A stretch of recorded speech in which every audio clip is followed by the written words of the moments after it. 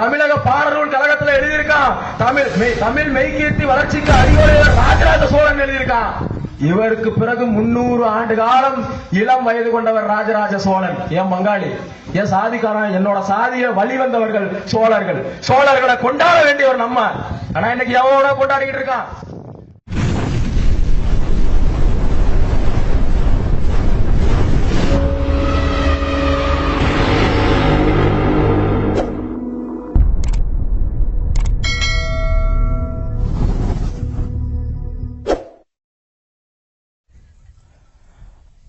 அன்னை தமிழ் வளர்த்த வீர பெரும்பாட்டன் பேரரசன் பெருவிடுகு முத்தரையரின் பொற்பாதம் போற்றி, களப்பணி ஒன்று எம் முதற்பணி, அதுவே ஆண்டை நம் மீண்டிட யாம் ஆற்றிடும் அரும்பணி என்ற கொள்கை முழக்கத்தினை முன்வைத்து வீழ்ந்து கிடந்த இந்த முத்தரையர் பேரினத்தினை வீர முத்தரையர்களாக உருமாற்றம் செய்த எமது மலைக்கோட்டை மண்ணின்ற மாவீரன் அண்ணன் கே செல்வகுமார் அவர்களே, இந்த சிகர்பான நிகழ்விலே உணர்வு எழுச்சியோடு குழுமி இருக்கின்ற எனது அருமை சொந்தங்களே, உங்கள் அத்துணை பேருக்கும் கேசின் அன்பு தம்பி கரூர் குரு மணிகண்டனின் அன்பு நிறைந்த வணக்கங்கள். வேரை இழந்த மரமும் வரலாற்றை இழந்த இனமும் வாழாது வெல்லாது. தன்னுடைய கடந்த கால வரலாற்றை தலைகுனிந்து படிக்காதவன் நிகழ்காலத்திலே நிமிர்ந்து நிற்க முடியாது. அந்த வகையிலே தன்னுடைய கடந்த கால வரலாற்று நிகழ்வுகளை போற்றுகின்ற விதமாக இந்த முத்தரையர் பேரினத்தின் ஒற்றை அடையாளமாக திகழக்கூடிய எமது பெரும்பாட்டன் பேரரசன் பெரும்பிடுகு முத்தரையரின் சதய திருநாள் நிகழ்வினை நாம் அனுசரித்துக் கொண்டிருக்கின்றோம். இந்த நிகழ்விலே எனது அருமை சொந்தங்களும் எனது அருமை தாய்மார்களும் எனது தம்பி தங்கைகளும் ஒன்றை தெளிவாக புரிந்து கொள்ள வேண்டும். இந்த மன்னனுக்கான வரலாறு, இந்த முத்தரையர் பேரினத்திற்கான வரலாறு மிகப்பெரியது, நீண்டது, நெடியது. அதை சொல்ல வேண்டுமானால் இங்கே காலம் போதாது. அதிலும் குறிப்பாக எனக்கு முன்பாக பேசியவர்கள் சொல்லிவிட்டு சென்றார்கள், கிட்டத்தட்ட 2000 ஆண்டுகளுக்கு முன்பே 300 ஆண்டுகள், 3 நூற்றாண்டுகள் ஆட்சி புரிந்த பேரினம் நீங்களும் நானும் பிறந்த இந்த முத்தரையர் பேரினம். அப்படி 300 ஆண்டுகள் ஆட்சி புரிந்ததில் 30க்கும் மேற்பட்ட மன்னர்கள். அப்படி 30க்கும் மேற்பட்ட மன்னர்கள் இருக்கும் போது ஏன் நாம் பெரும்பாட்டன் பேரரசன் பெரும்பிடுகு முத்தரையருடைய படத்தை மட்டும் தெய்வமாக போற்ற வேண்டும், அவரை மட்டும் நாம் ஒற்றை அடையாளமாக ஏற்க வேண்டும் என்பதனை எனது அருமை உறவுகள் தெரிந்து கொள்ள வேண்டும்.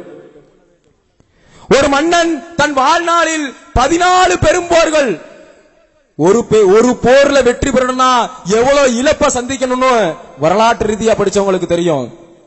அப்படி 14 பெரும்போர்களில் வெற்றியை மட்டுமே சூடினான் என்றால் அந்த வீர பெரும்பாட்டன் நீங்களும் நானும் பிறந்த இந்த முத்தரையர் சாதியின் ஒற்றை அடையாளமாக திகழக்கூடிய எமது வீர பெரும்பாட்டன் பேரரசன் பெரும்பிடுகு முத்தரையர் மட்டும்தான்.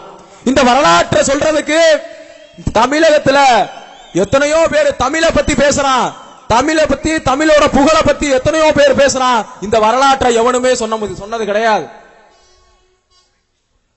தமிழகத்தில் கிபி 7ஆம் நூற்றாண்டுல பார்ப்பனர்களிடத்துல கொடுக்கப்பட்டிருந்த சதுர்வேதி மங்கலங்கள், அப்ப அரசர்கள் ஆட்சி காலம் ஃபுல்லா பார்ப்பனுடைய ஆதிக்கத்தில் இருந்த நேரம். அந்த நேரத்தில் வடமொழி ஆதிக்கம், பாலி மொழி பிராகிருதம் அப்படிங்கிற மொழியோட ஆதிக்கம் இருந்த காலத்திலேயே தமிழ் மொழியில தான் கொண்ட 16 வெற்றிகளையும் அழகிய தமிழில் 24 வெண்பாக்களாக வெட்டி வைத்த பெரும்பாட்டன் முதலில் தமிழ் மெய்கீர்த்தி வளர்ச்சிக்கு அடிகோலிய பெரும்பாட்டன் வீர பெரும்பாட்டன் பேரரசன் பெரும்பிடுகு முத்தரையர் மட்டும்தான். இந்த தமிழுக்கான வரலாறு, இந்த தமிழருக்கான வரலாறு எந்த பாடநூல்லையாவது எழுதப்பட்டிருக்குதா? எனது அருமை உறவுகளே, நீங்கள் சிந்திச்சு பாருங்க. நீங்களும் நானும் என்னைக்கு நம்மளுடைய வரலாற்றை எழுத, வரலாற்றை பெருமைப்பட போற்ற தவறிட்டோமோ அன்னைக்கே எல்லாத்தையும் அழிச்சிட்டான். அதற்காக தான் இந்த வரலாற்று நிகழ்வு. என்னுடைய தம்பி தங்கைகளும் தாய்மார்களும் அண்ணன்களும் இதை தெரிந்து கொள்ள வேண்டும். அதற்காக தான் சங்க காலத்துல சங்கம் வச்சு தமிழ் வளர்த்தான். சங்க காலத்துக்கு பிறகு சங்கம் மருவிய காலம், அந்த இடைப்பட்ட காலத்துல தமிழ் அழிந்து ஒளிந்து போனது. அந்த ஒளிந்து போன தமிழ கோச்செங்கனுக்கு பிறகு 500 ஆண்டுகளுக்கு பிறகு, கோச்செங்கனின் காலத்திற்கு 500 ஆண்டுகளுக்கு பிறகு தமிழை வளர்த்த தன்னுடைய அவைக்களத்திலே 4 புலவர்கள், ஆச்சாரியார், அனிருத்தர், கோட்டாற்று, இளம்பெருனார் அப்படின்னு 4 பெரும் புலவர்களை வைத்து ஒரு மன்னன் தமிழை வளர்த்தான் என்றால் அது நீங்களும் நானும் தெய்வமாக வணங்கக்கூடிய பேரரசன் பெரும்பிடுகு முத்தரையர் மட்டும்தான். இதுதான் அவருடைய புகழ். எதற்காக நம்ம வச்சிருக்கோம்? பேரரசர் புகழ் போற்றுதல் பொதுக்கூட்டம். அவருடைய புகழ் என்னென்ன அப்படிங்கறத போட்டுறோம். புதுக்கோட்டை மாவட்டத்தில் இந்த கூட்டத்தை முக்கியமா ஏற்பாடு பண்ணதுக்கான காரணம் அவருடைய எச்சங்கள், அவருடைய வரலாற்று எச்சங்கள் இந்த புதுக்கோட்டை மாவட்டத்தில் நிறைய நிரம்பி கிடக்குது.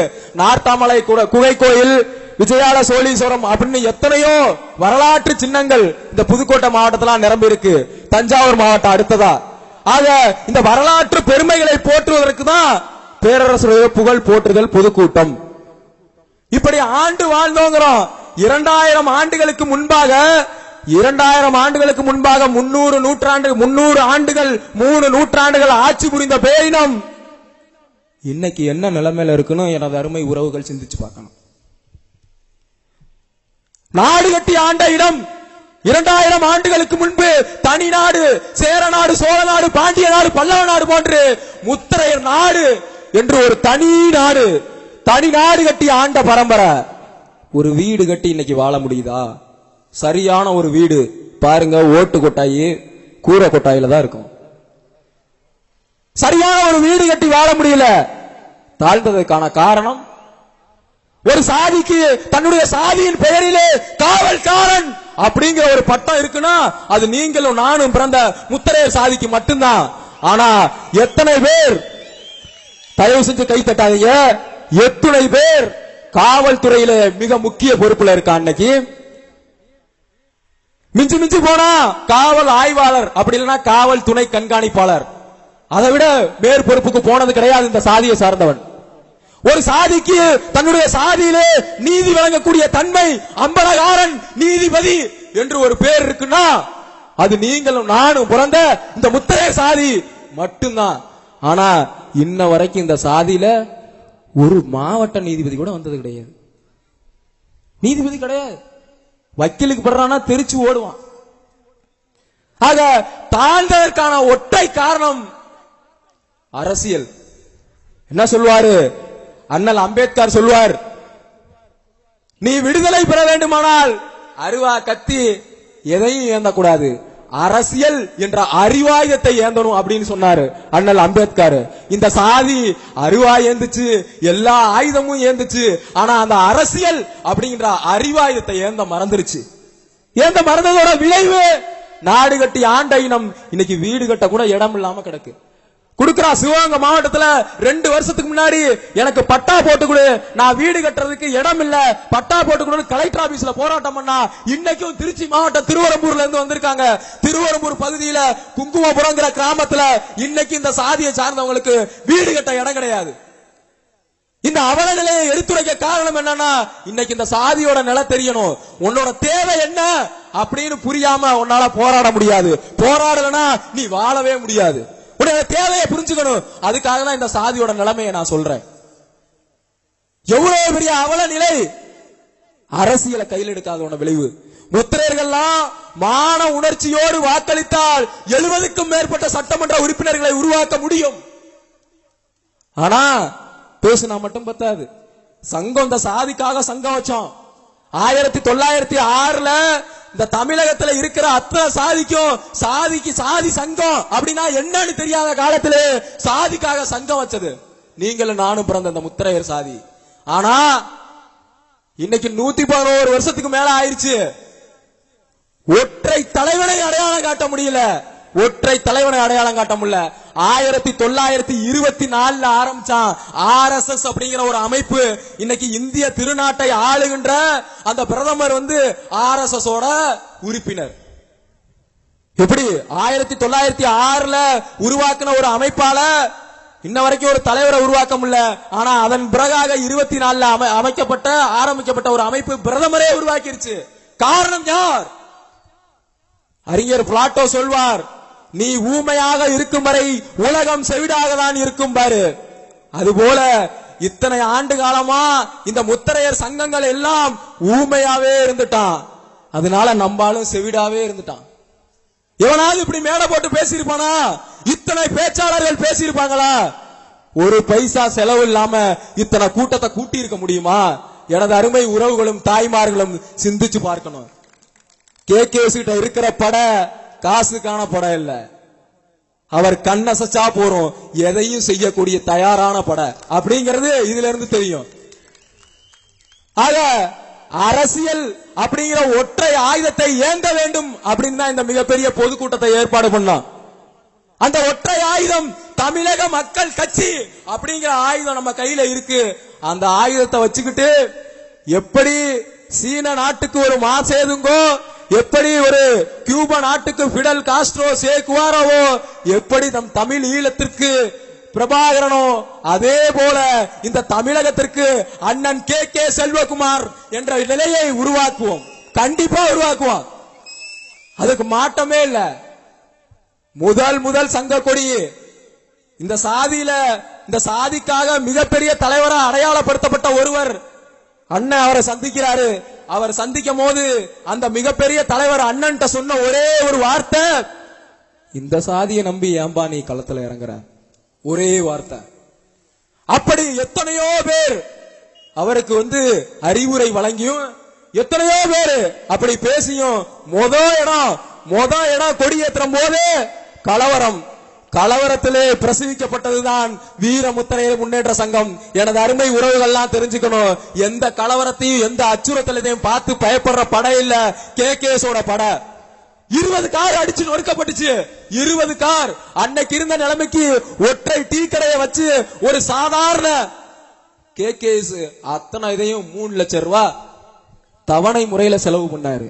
எதற்காக இதை குறிப்பிடணும்னா, இத்தனை கஷ்டத்தையும் பட்டு இவ்வளவு பெரிய 16 மாவட்டத்திலே மிகப்பெரிய ஒரு அமைப்பு வீர முத்தையர் முன்னேற்ற சங்கம். முத்தரையர் என்றால் அது வீர முத்தரையர்கள் தான், அவருக்கு தலைமை KK செல்வகுமார் தான் என்ற நிலையை உருவாக்கி இருக்கிறார் என்றால், தமிழக மக்கள் கட்சி என்ற ஒன்றை உருவாக்கி அண்ணன் காட்டிய பாதையிலே வென்று காட்டுவோம், பதவியை வென்றே தீர்வோம் என்று கூடிய வாய்ப்புக்கு நன்றி கூறி விடைபெறுகிறேன். நன்றி, வணக்கம்.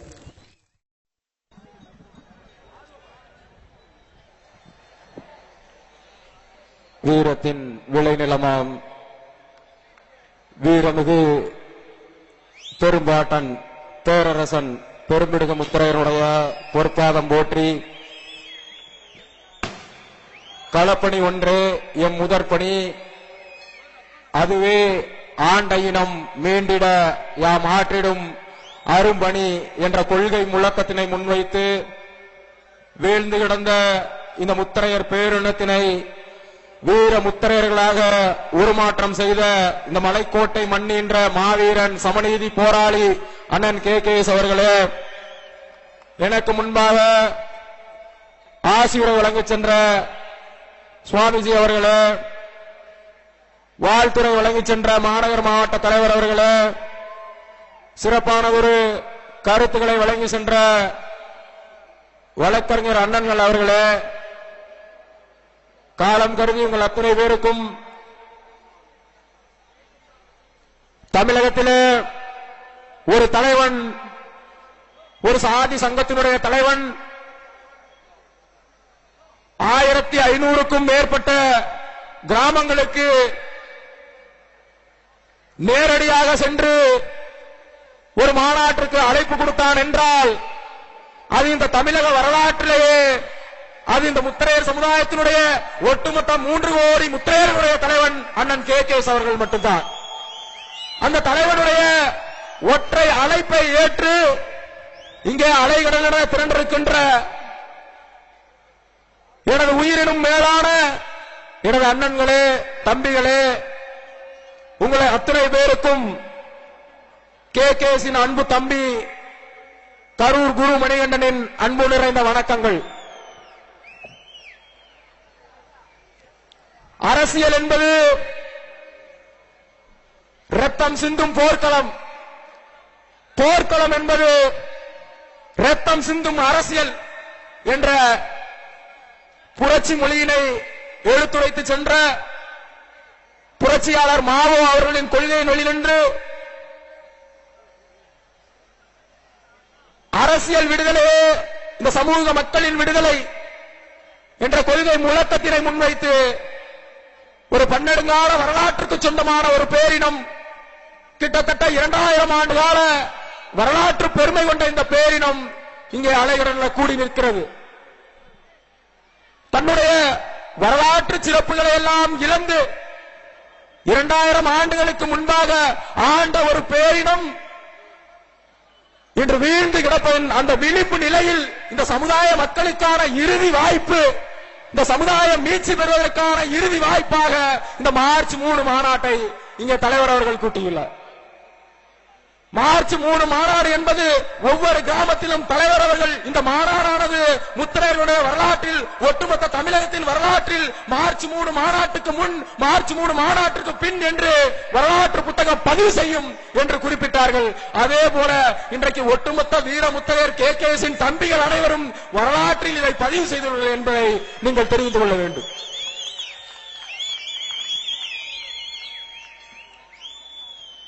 வரலாற்றில் இந்த சாதி நாடாண்டு இருக்கிறது. அதற்கான அடையாளம் எமது பாட்டன் பேரரசன் பெரும்படுகு முத்தலைவர். அதில் எந்த மாற்று கருத்தும் எவராலும் கூற முடியாது. அரசாங்கமே அவருடைய வரலாற்றை ஆய்வு செய்து ஏறக்குறைய கிபி 7ஆம் நூற்றாண்டிலே கிட்டத்தட்ட 14க்கும் மேற்பட்ட போர்களிலே வெற்றி பெற்ற பேரரசன் பெரும்பாட்டன் என்ற வரலாற்றை செதுக்கியுள்ளது, வரலாற்றை பதிய வைத்துள்ளது. அவருக்கு அரசு விழாவாக அவரது விழாவை ஏற்பாடு செய்துள்ளது. ஆனால் 2000 ஆண்டு காலத்துக்கு முன்பாக ஆட்சி செய்த பேரினம், அரசாட்சி என்றால் என்னவென்றே தெரியாத காலத்தில் ஒட்டுமொத்த தமிழகத்திலும் சரி, ஒட்டுமொத்த அனைத்து இந்த மண்ணுக்கும் மக்களுக்கும் அரசியலை கற்றுக் கொடுத்த இந்த பேரினம் இன்றைக்கு அரசியல் அனாதையாக மாற்றப்பட்டிருக்கிறது. 72 ஆண்டு கால இந்த சுதந்திர இந்தியாவில் ஒரு இனத்திற்கு, ஒரு பெரும்பான்மை இனத்திற்கு உரிமை மறுக்கப்பட்டு கிடக்கிறது என்றால் அது இந்த முத்திரையர் சமூகத்தை தவிர வேற யாருக்கும் கிடையாது. வேற எந்த சமூகத்திற்கும் இவ்வளவு பெரிய உரிமை இழப்பு, உரிமை மறுப்பு நடந்ததில்லை. எவ்வளவு பெரும்பான்மை இனங்கள் இருக்கிறது இந்தியாவில், அவனுக்கெல்லாம் ஏற்படாத உரிமை இழப்பு இந்த சாதிக்கு ஏற்பட்டிருக்கிறது. என்ன உரிமை இழப்பு என்றால், இருவரும் திராவிட கட்சிகள் இந்த தமிழகத்தை அரை நூற்றாண்டு காலமாக ஆட்சி செய்தார்கள். அரை நூற்றாண்டு காலமாக இந்த திராவிட கட்சிகளின் அரசியல் வாழ்விற்கு பிச்சை போட்டவர்கள் இந்த முத்திரைகள் என்பதை இந்த திராவிட கட்சிகளின் தலைமைகள் தெரிந்து கொள்ள வேண்டும். பேராவூரணி முன்னாள் சட்டமன்ற உறுப்பினர் குல செல்லையா அவர்கள் போட்ட பிச்சையில் தான் அதிமுக என்ற கட்சி எழுந்து நின்றது. குளித்தலை தொகுதி முத்திரையர்கள் போட்ட பிச்சையில் தான் மு கருணாநிதியின் அரசியல் வாழ்வு, திமுகவின் அரசியல் வாழ்வு தொடங்கியது. இந்த முத்திரைகள் போட்ட பிச்சையை வைத்துக் கொண்டு இன்றைக்கு இந்த திராவிட கட்சிகளில் திமுகவில் இருக்க 65 மாவட்ட செயலாளர்கள் ஒரே ஒரு மாவட்ட செயலாளர் முத்திரையர் பேருக்கு, அதிமுக இருக்கக்கூடிய 55 மாவட்ட செயலாளர்கள் ஒருத்த கூட இல்ல. இந்த முத்திரையர் மாவட்டம் என்ற அரசாங்கத்தால் அங்கீகரிக்கப்பட்ட இந்த திருச்சி மாவட்டத்தில் யாரு தெரியுமா? மாநகர் மாவட்ட செயலாளர், புறநகர் மாவட்ட செயலாளர், செட்டியாறு, கல்லர். இங்க முத்திரையர்களுக்கு வாய்ப்பே கிடையாது. அரசியல் பிரதிநிதித்துவம் கட்சிகளில இந்த சாதிக்கான அரசியல் பிரதிநிதித்துவம் இப்படி மறுக்கப்பட்டிருக்கு. ஆட்சியல்ல என்னன்னா பார்த்தோம்னா, வன்னியர் என்ற ஒரு இனத்திற்கு ஏறக்குறைய இந்த முத்திரைய சமூகத்திற்கு இணையான பேரினம், அந்த பேரினத்திற்கு 5 அமைச்சர் கொடுத்திருக்கான். கொங்கு வேளாளர் சமூகம் மேற்கு பகுதியின் ஓரத்திலே வாழ்கின்ற சமூகம், அந்த சமூகத்துக்கு 6 அமைச்சர் ஆட்சியில கொடுத்திருக்கான். கல்லர்கள் அதாவது முக்குலத்தோர்கள் அவர்களுக்கு 5 அமைச்சர்கள் கொடுத்திருக்காங்க. இந்த முத்திரையர்களுக்கு எத்தனை அமைச்சரானா ஒரே ஒரு அமைச்சர். அவங்களுக்கு எதுவுமே பேச தெரியாது, அவங்க பேசவும் தெரியாது, அமைச்சர் மாதிரி நடந்துக்கவும் தெரியாது. இப்ப எப்படி இருக்கு அப்படின்னா, ஒட்டுமொத்தமாக இந்த சமூகத்தை அழித்து ஒழிக்க வேண்டும். அதனால என்ன பண்ணுவானா, நீ எல்லாம் திமுக காரன், நீ எல்லாம் அதிமுக காரன், நீ கரவேட்டி கட்டிவெல்லாம் சாய் சங்க கூட்டத்துக்கு போக கூடாது, உனக்கு கோட்டரும் கோழி பிரியாணி தரேன், என் கட்சி கூட்டத்துக்கு வா. இவன் தான் போதை போட்டானா இங்க பண்ணானே கொஞ்ச நேரத்துக்கு முன்னாடி, அதே மாதிரி கட்சி கூட்டத்துல பண்றானே. எப்படி இந்த சாதிக்கான அரசியல் இருக்கும்?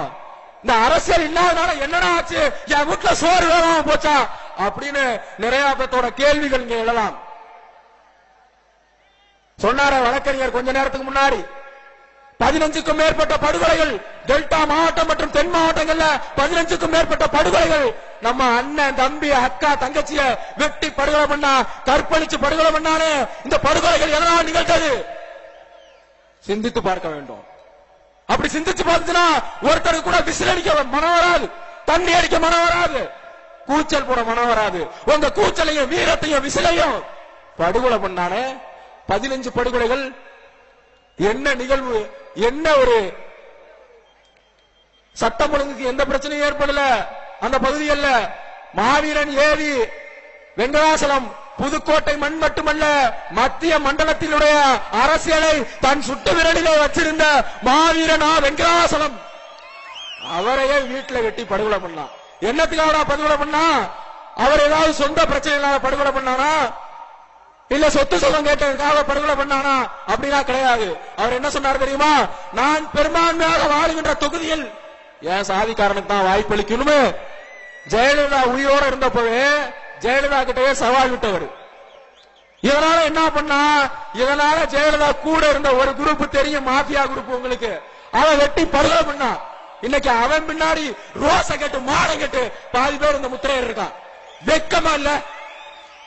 ஒரு இந்த சாதியினுடைய வேர் ஆணி வேற படுகொலை பண்ண ஒருத்தனை அவன் பின்னாடி பாதி பேரு நிக்கிறான்.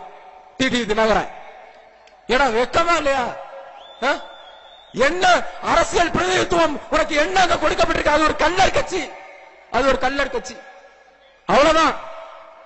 அதிமுக திமுக தான் இந்த இது மாதிரி நமக்கான உரிமைகளை மறுத்திருக்கு. அப்படின்னா இந்த பிஜேபி எப்படி நோட்டா ஓட்டோட போட்டி போடுகின்ற இந்த பிஜேபி, இது நாடார் கட்சி, தமிழகத்துல நாடார்களுக்கான கட்சி பிஜேபி. ஒண்ணு கூட இங்க எவனும் முத்திரையர் இல்ல. அதுல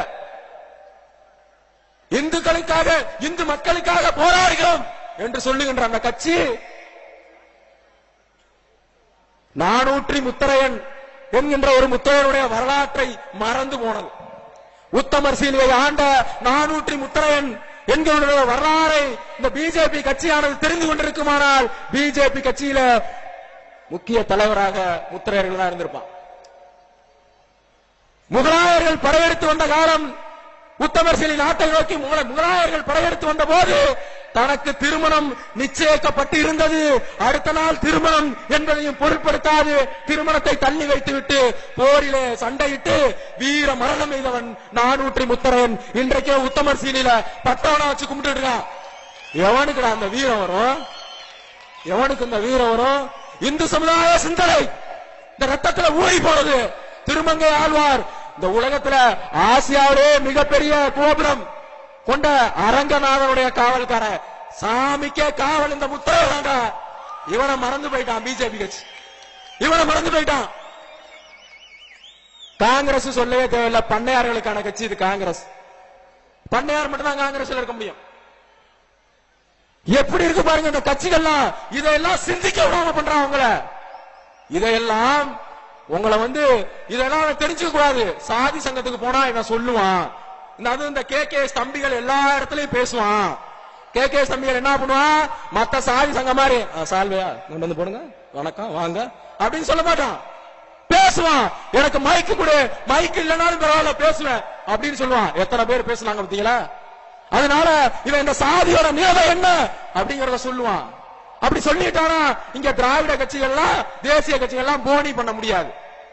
அவன் கடை எங்க அள்ளிட்டு ஓட வேண்டிதான். அதனால சாதி சங்க கூட்டம் நடக்கக்கூடாதுன்னு சதி பண்றான். அதுக்கு காவல்துறை என்ன ஒரு கண்ணியமான துறை. அரசியல்வாதிகளுடைய அதிகாரத்திற்கு அடங்கி போய் கிடக்குறீங்க. வெக்கம், காக்கிக்கு வெக்கம். இது காக்கிக்கு வெக்கம்.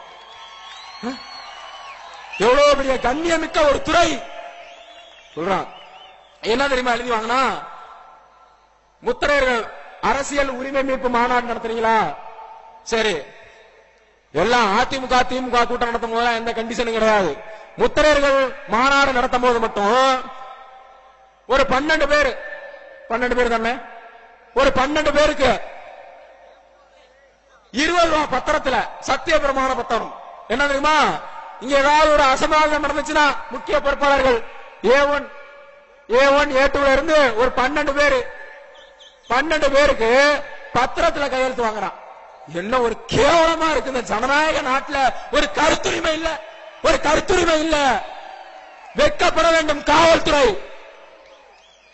பாதுகாப்பு கொடுக்க வேண்டியது உங்க வேலை. பெரும்பான்மையான சமூகம் அரசியல் உரிமை மறுக்கப்பட்டு கிடக்கிறது.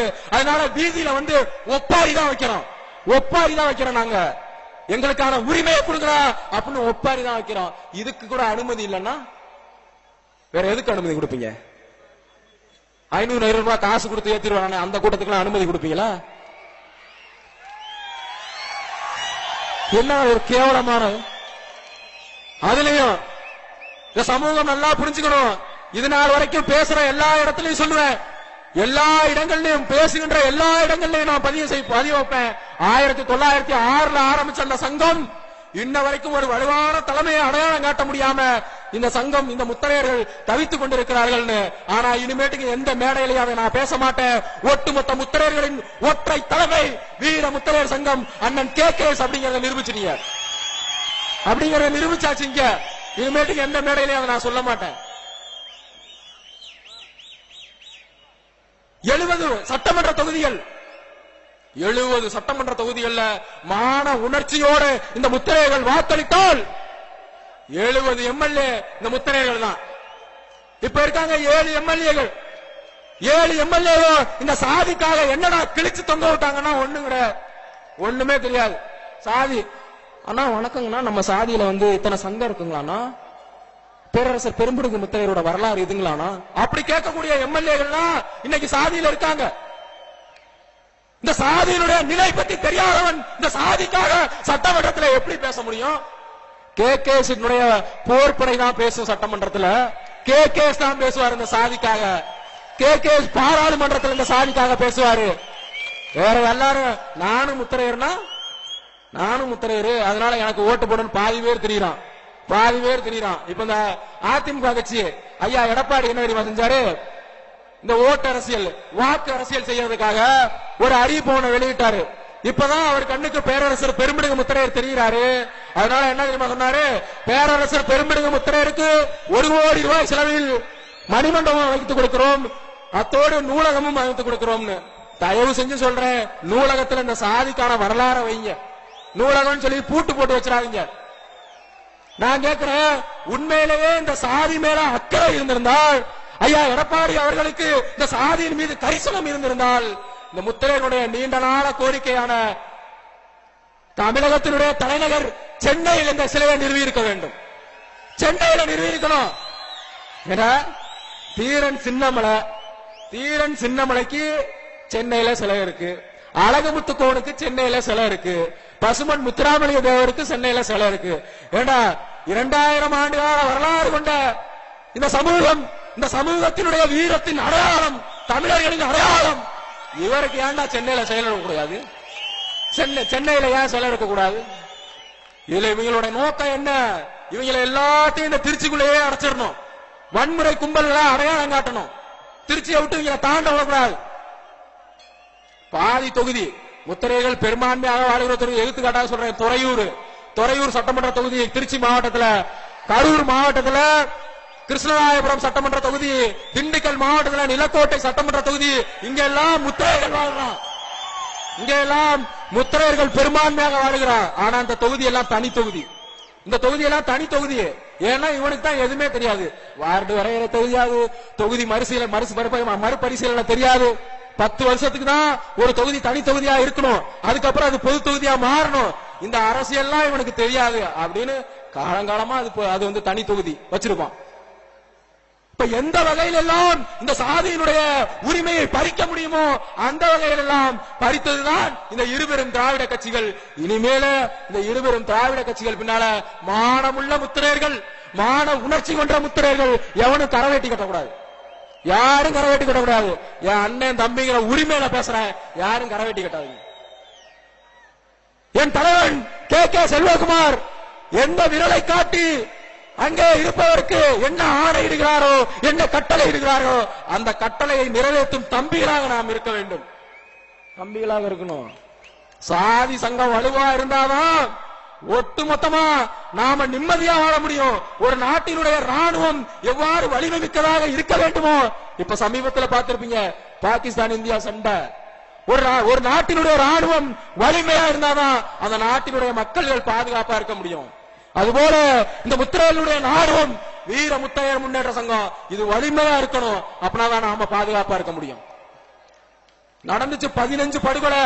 இந்த 15 படுகொலையிலையும் மாவீரன் கண்ணன், மாவீரன் ஏவி, முத்துப்பேட்டன் நேரு, இதுக்கெல்லாம் மேல வேற எந்த சாதியிலும் இது போன்றது ஒரு நிகழ்வு நடந்திருந்தா ஒட்டுமொத்த தமிழகமே ஸ்தம்பித்திருக்கும். தங்கை கஸ்தூரியோட மரணம், கற்பழிப்பு கொலை, கற்பழித்து கொலை செய்தது மட்டுமல்லாமல் கடலில் வீசி சென்றுள்ளான். அப்ப எவ்வளவு ஒரு கொடூரம் இந்த சாதி மேல இருந்திருக்கும். ஆனா தமிழகத்துல எந்த ஒரு கட்சியும் குரல் கொடுக்கல, எந்த ஒருத்தனும் இதை பத்தி பேசல. இப்ப இவ்வளவு பெரிய இழப்புகளும் இந்த 15 படுகொலைக்கும் சரி, இவ்வளவு பெரிய பெண்கள் மீதான வன்முறை நடந்ததுக்கும் சரி, எந்த கட்சிகளும் எந்த ஆட்சி அதிகாரத்தில் உள்ள ஆட்சியாளரும் சரி ஒரு இழப்பீடு தர்றேன்னு ஒரு இரங்கல் செய்தி கொடுக்கல. அப்ப என்ன நினைக்கிறான்? இந்த சாதி பெரும்பான்மையான சாதி, இந்த சாதியினுடைய வாக்கு எந்திரமாக மட்டும்தான் வச்சிருக்கணும். இவனை அரசியல் அதிகாரத்துல கொண்டு வரக்கூடாதுன்னு நினைக்கிறான். அரசியல் அதிகாரத்துல கொண்டு வரக்கூடாதுன்னு நினைக்கிறான். அதனாலதான் இவனை இதோட நம்மளுடைய வாக்குகளை வாங்கலாம். 70 சட்டமன்ற தொகுதிகளிலும் இன்னைக்கு யாரு சட்டமன்ற உறுப்பினரா இருக்கான்னு நீங்க உங்களோட இதுக்கே விட்டுறேன், உங்களோட அறிவுக்கு விட்டுறேன். நீங்களே யோசிச்சு பாருங்க. நாம பெரும்பான்மையா உள்ள தொகுதியெல்லாம் யாரெல்லாம் சட்டமன்ற உறுப்பினரா இருக்கான், யாரெல்லாம் பஞ்சாயத்து தலைவரா இருக்கான். 12,000க்கும் மேற்பட்ட பஞ்சாயத்துகள் தமிழகத்தில் இருக்கு. அதுல 3,500க்கும் மேற்பட்ட பஞ்சாயத்துகள்ல முத்தரையர்கள் தனி பெரும்பான்மை. முத்தரையர்கள் வாக்களித்தால் 3,500 தலைவர் இருக்கணும். பஞ்சாயத்து தலைவர் மட்டும் உள்ளாட்சியை தீர்மானிக்கிறதே முத்தரையர்கள் தான். அப்படி இருக்க பட்சத்துல எத்தனை பேர் தலைவர் இருப்பான்னு எண்ணி பாத்துங்க. ஒரு ஊர்ல 10 குரூப் இருக்கும். அங்க செட்டியார் இருப்பான், இல்ல நாடார் இருப்பான், இல்ல கல்லறு கொடுத்திருப்பான். 70 சட்டமன்ற தொகுதியில அதிகமா கல்லர் தான் இருக்கான். நம்ம ஓட்டை வாங்கி கொண்டு, ஓட்டு பிச்சையை வாங்கி கொண்டு படுகொலைகள் நிகழ்த்தப்படுகிற இந்த சாதியில் அந்த படுகொலைகள் நடக்கும் போது அதுக்காக குரல் கொடுக்க மாட்டேங்கிறான். அதனால அரசியல் என்பது நாம வேணா அரசியலை தவிர்த்திடலாம், ஆனால் அரசியல் நம்மை தவிர்த்து விடாது. நாம் அன்றாடம் சாப்பிடுற சாப்பாட்டுல இருந்து, போடுற ஷாம்புல இருந்து, குளிக்கிற சோப்புல இருந்து எல்லாத்திலையும் அரசியல் கலந்திருக்கு. அதனால நமக்கான அரசியலை நாம் தான் முன்னெடுக்க வேண்டும்.